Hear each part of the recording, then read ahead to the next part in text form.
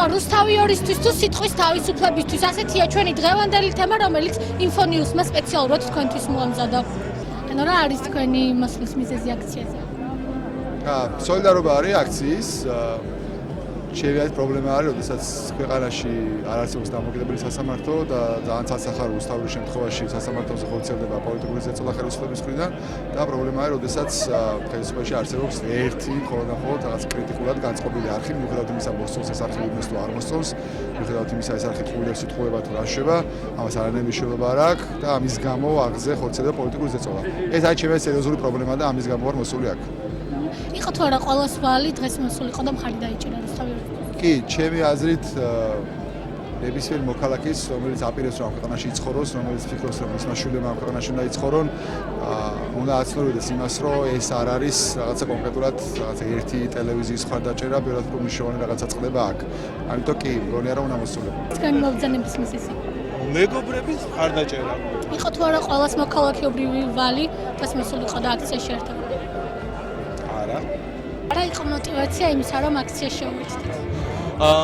мотивация ის იყო აქციაში, რომ რუსთავიორი იყო და არის ერთ-ერთი სატელევიზიო ძალა, რომელსაც მე რამოდენიმე წელს წინ მომცა იმის საშუალება, რომ ხმამაღლად საჯარო სივრცეში პირველად მეთქვა, რომ არსებობენ შეზღუდული შესაძლებლობების მქონე ადამიანები, რომლებსაც შეუძლია ბევრი რამის კეთება.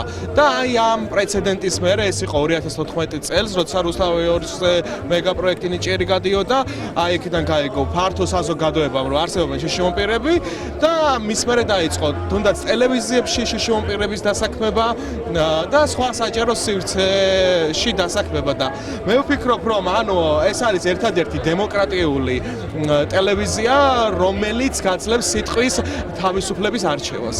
იყო თუ არა ყოველს მოქალაქეობრივი ვალი მოსულიყო? დემოკრატიულ ქვეყანაში თუ ცხოვრობთ და თუ ამას დემოკრატიული ქვია ამ ქვეყანა და ანუ ვინც არის დემოკრატიული ადამიანი და ვისაც უნდა სიტყვის თავისუფლება, ხო და ანუ აი ამისკენ მიისწრაფის, ხო, ის ადამიანები ყველა აქ არიან, მიჩერები ხარ ძალიან ბევრი და ვინც არიან კომუნიზმში და რაღაც საბჭოთა სივრცეში, გაზის ვაკუუმში მოქცეულები, ხო, ისინი ალბათ ვერც მოვლიან და ვერც გაიაზრებენ ამას. და ანუ თავისუფალი დემოკრატიული ხალხი ევროპისკენ წარმავალი ხალხი, რომელიც ევროპისკენ მიდის და მიისწრაფის, ხო, ის ხალხი ყველანი აქ არის და კიდევ შემოგვიერთება დარწმუნებული ვარ მე. ანუ თქვენი мотивация რა იყო მოსulis რუსთავიორის დაცვა თუ სიტყვის თავისუფლება? ერთი და იგივე ამ შემთხვევაში ჩემი აზრით რუსთავიორის დაცვა და სიტყვის თავისუფლების დაცვა. იყო თუ არა ყოველს მოქალაქეობრივი ვალი მოსულიყო და მხარი დაიჭირა დღევანდელი დღესთვის? ეს თავიანთი გადასაწყვეტია, ვისთვისაც ეს მნიშვნელოვანია სიტყვის თავისუფლება და სიტყვების შენარჩუნება, ჩემი აზრით კი მოქალაქეობრივი ვალი. ჩემი აზრით გამოიღებს თუ არა შედეგს აქციის? ჩემი აზრით გამოიღებს კი. თავისუფალი სიტყვის გამოხატვის უფლება ის რომ კონსტიტუციური უფლებაა, რა თქმა უნდა, თავისუფალი სიტყვის გამოხატვა და შესაბამისად მედიას სივრცეს უნდა კონდეს იმის საშუალება, რომ გამოხატოს სიტყვის თავისუფლება. და სწორედ ამიტომ ვარ აქ, რომ ხარი დაუჭირო არა რომელიმე ან პოლიტიკური მოტივი ნამდვილად არ არის, უბრალოდ არის ის მოტივი, რომ ხარი დაუჭიროს სიტყვისა და აზრის გამოხატვის თავისუფლებას. თქვენი აზრით ექნება თუ არა გამოხმაურება დღევანდელ აქციას? რა თქმა უნდა. მოვედით აქციაზე, რათა დავიცვათ რუსთავიორი, რომ უსამართლობა არის რუსთავიორი რომ დაიხუროს და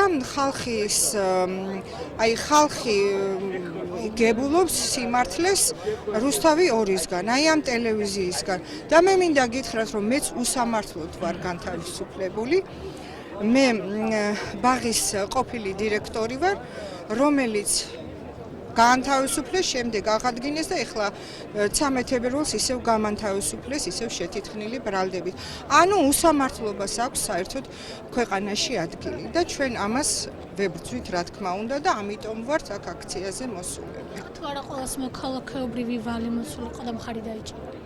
დიახ, ყველას მოქალაქეობრივი ვალია მოვიდეს და დაუდგეს რუსთავიორს გვერდით და მხარი დაუჭიროს მას.